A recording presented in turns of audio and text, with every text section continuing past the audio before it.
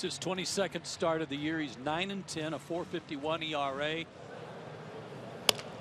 And another ground ball to short. Simmons will flip to Dan Uggla. And the breaking ball catches him looking.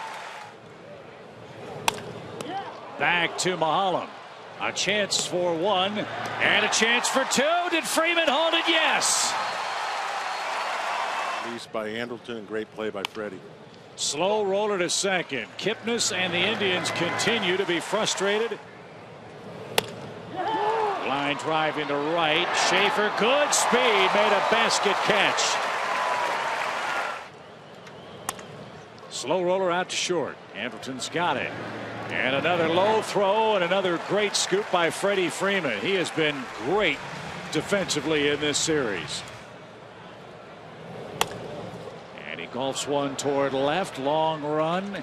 And the catch made out there by Justin Upton, and that retires the side. A leadoff single, a double play, and a flyout.